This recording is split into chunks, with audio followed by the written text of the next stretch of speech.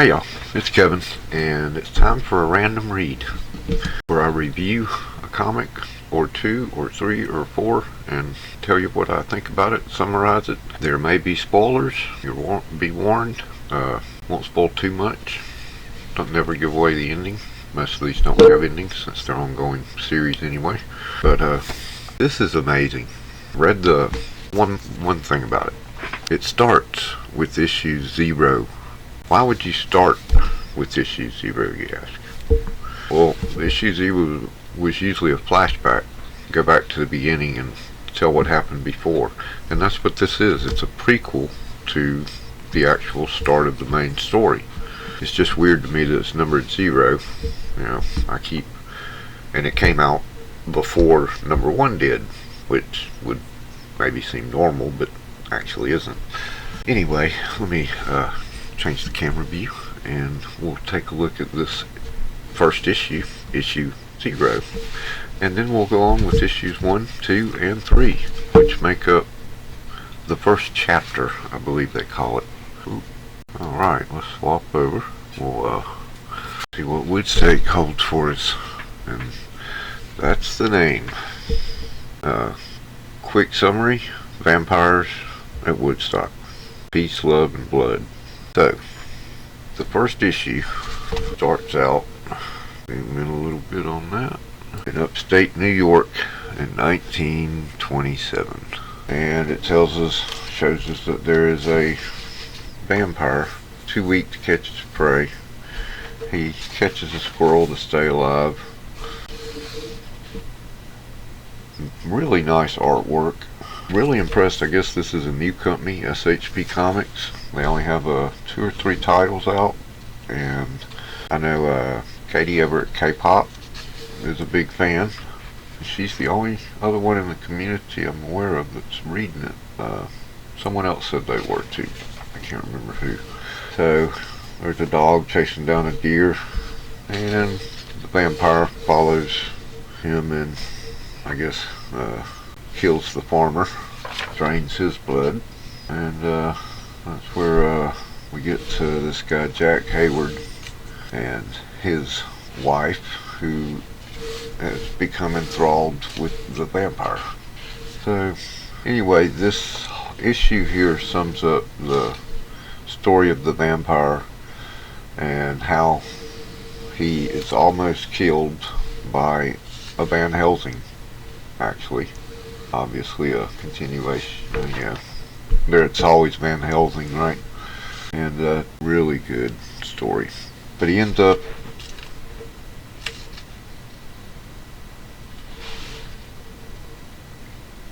turning the guy's wife, and the sheriff has to, Van Helsing and the sheriff show up. It's like a good vampire story, and kill her and almost kill the vampire. And at the end, Van Helsing sells the house, moves away, and the vampire crawls off to one of his many boxes of native soil that he has hidden and rejuvenates, which apparently takes about 34 years. And when he wakes up, it's time for a mutant. When he wakes up, we move to issue 1. Issue 1. Now, issue 1 centers, to begin with, on a different story.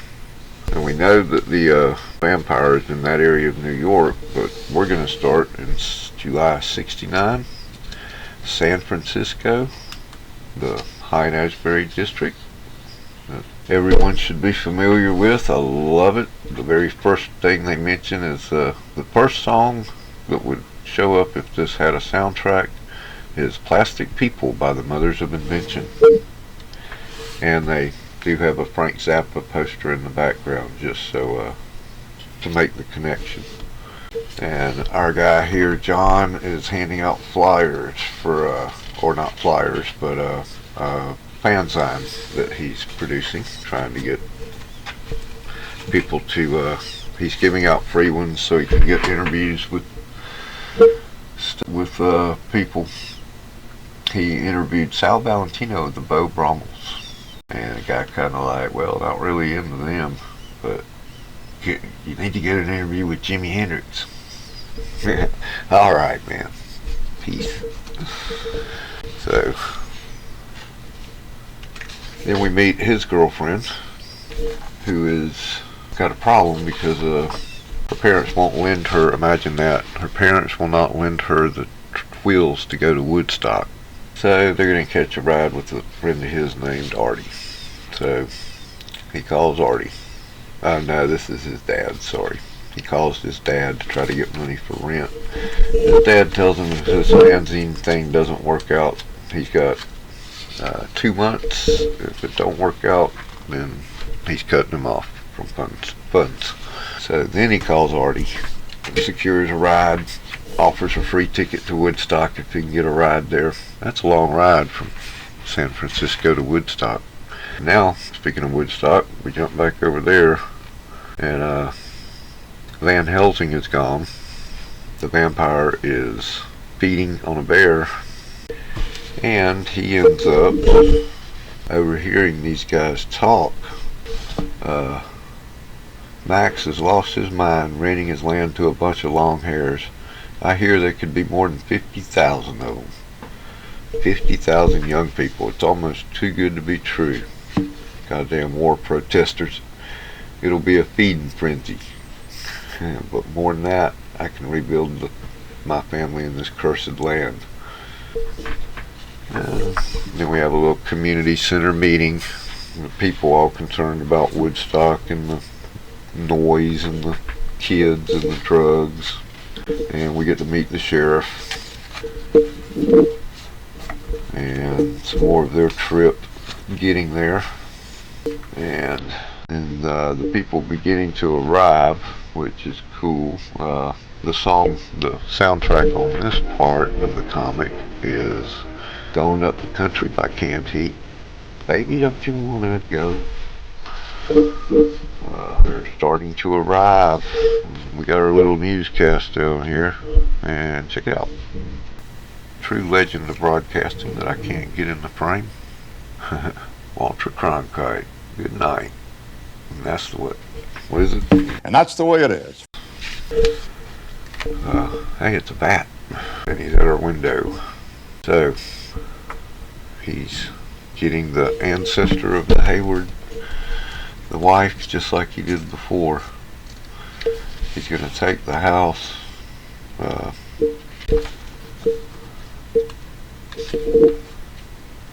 and he's going to put his the casket she has taken down to the basement of the barn, and her husband doesn't know what's going on until the horse bolts, and then he sees his wife. And she looks like that. So he ends up burning the barn down to kill her. And then we got the sheriff heading out there. And just as he's about to go in the casket, the sheriff shows up. And the vampire uses his mind control powers to take over the sheriff and turn him into his servant. So he turns around and snaps the neck of the Hayward guy and welcomes the vampire. So we've got the sheriff working with the vampire. That's going to make it really tough. Now this is where it gets really good. This is where it started to pick up, or just the story really takes off here in this issue number 2. It's the third comic. And he burns the house down, makes it look like the guy went crazy. Now we get this young coroner, doctor, I guess, but coroner still, comes on the scene. Obviously something's bothering him, but he tells the sheriff he'll let him know after I examine the bodies. The artwork, just phenomenal, man. It's like every panel is painted. And it's like I'm reading a good movie, or watching a good movie. So this local teen shows up at his friend's farm where his buddy just got back from Vietnam, and he's sitting in his room listening to White Rabbit by Jefferson Airplane. But his friend doesn't seem quite right. He's a little, he was in Laos, at Hamburger Hill. He just ain't really And then you see the guy here, he ain't too fond of all the people coming in for the festival. I don't know, man, people kind of freak me out these days. Oh, it'll do you good, get out. So he takes him out to the diner, and before we get there, we're going back to the coroner's office. And this is the coroner. Okay, the coroner and the doc are two different people, I guess. Alexandru Van Halen. Now, what's the odds that Van Halen is Van Helsing? And of course, it's also a tip of the hat to Van Halen. I got a little laugh out of that. But, oh, I guess it is the doc. That's his name. But the sheriff comes in wanting to know if he has anything. No, nothing yet. I'll keep you posted. We get back to the diner here. And he's, of course, he's looking forward to him. And the two military guys are there. And they, you here for the concert, ladies? Or are those boys? I can't tell. Yeah, and the artwork is just really good. So they have words, you know, nothing comes of it, but once they're done eating, they walk out, and the guys are in the parking lot still. Oh yeah, and a reminder that the sheriff is working with the vampire. And they're talking about how his girl, Artie's girlfriend, is one of the organizers of the festival, Woodstock. And she's supposed to line him up and interview his buddy John, an interview with Jimi Hendrix. Neat. As you see right there in that final panel. And then we got them in the parking lot being smartasses. And they leave, and hey, check it out, they're listening to Saint Stephen by the Grateful Dead and talking about it. Why is everyone so obsessed with this band, man? Because they fuse all these American musical styles, and then you got Jerry fucking Garcia on guitar and Robert Hunter's lyrics. They're far out, man. There's no harmonic complexity. It's just boring unless you're too stoned to pay attention. And the girl with the most sensible words. Why don't you two just listen to the music instead of arguing about it all the time? And of course, those guys are following them, looking for a fight. So they run, speed up. Big bat flies in front of them. Guess who? And the sheriff shows up behind them. Imagine that. Really cool artwork. I'm just blown away by it. I wasn't expecting the artwork to be so good, and you know, in this comic. And the writing is just, it gets better and better. So anyway, while they're pulled over by the cop, the vampire shows up, kills the one kid, eats him. The sheriff shoots the other kid while the hippies jump back in the car and haul ass. Wondering what the hell was that? And I summed that scene up real quick because just read it. It's freaking awesome. And so the vampire gets his energy back. Guess he has to keep recharging. He's got to eat somebody every day, apparently. Meanwhile, they lose their self in the crowd and head into Woodstock. And the sheriff has a trailer full of stuff. He leaves at the gate saying, keep the kids away from it. We don't need them getting into these flares. Emergency blankets, stuff I hope we don't need. And that girl has a easily identifiable hat. But that's cool. It's like a picture taken straight from the background is almost like it's photographs of actual Woodstock.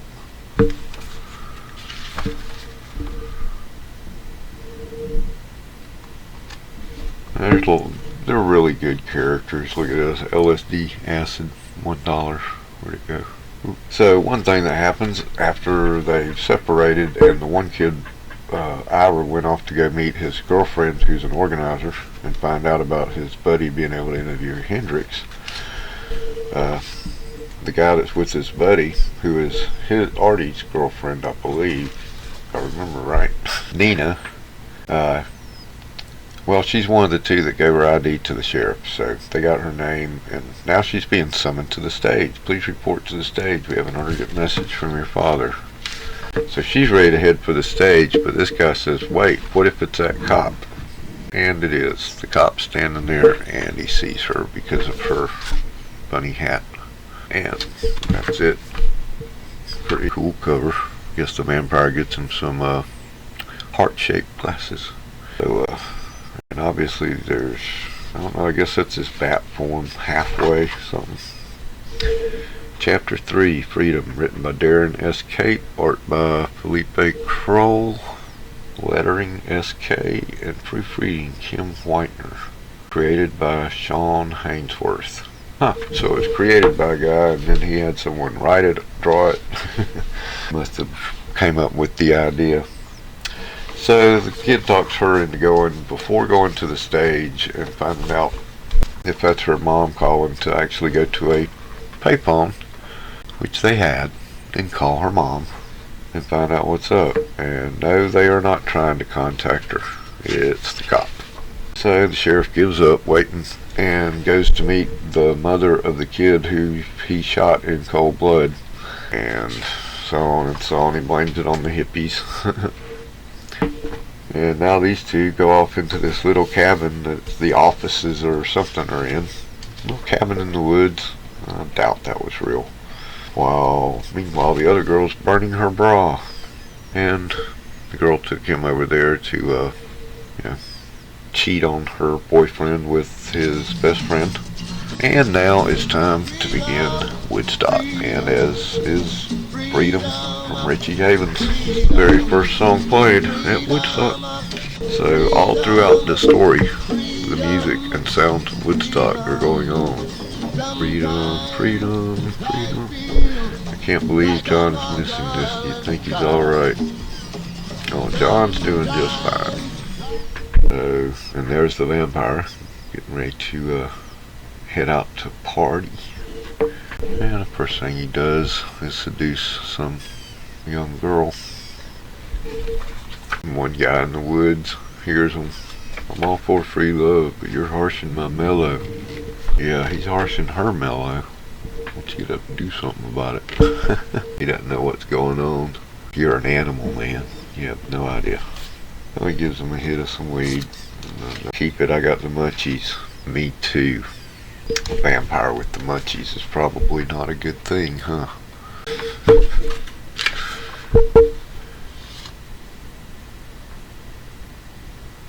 And now the doc summons in the deputy, a deputy, and tells him that he thinks it's possible the sheriff shot this kid. Which obviously saw that coming.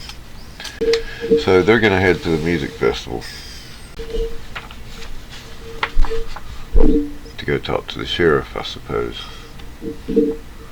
Having a party after the last act tonight. You should come.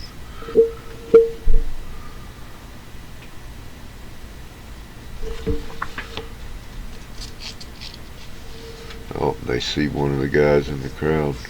The vampire. What are the odds of that? And the one kid's figured out that it's a vampire. So he breaks into something and gets out a cross. Tells the girl to keep it with him, or with her. And this guy's just killing people left and right in the woods. And he kills a guy that's, guess what? Tripping on some LSD. A vampire now has LSD going through his veins. Now check this out. He starts remembering his past and flashing back. The artwork's really cool through these pages. Check that out. Really gotta do something about the lights. Need soft light. All I got is glare. Sorry. But yeah, these are awesome. Let me try to turn this one off. That is. It's a little better. All scenes from his past. Now, this is not the down here at the bottom. It's because the sheriff is out of the creature's control, and he knows what he did. He knows he killed the kid and all this other stuff. And it only a brief reprieve though. But that's a hint to what could. That's a little bit of foreboding. Maybe one way to beat the vampire is to dose them up on LSD. The sheriff found the one kid. He knows where he's at. So that's what's going on now. Is the sheriff is looking for them, and the one kid that figured out it was a vampire sets himself up as bait in the tent, and the vampire comes. Surprise! And he shoves the cross in his face and burns his eye out and gets away.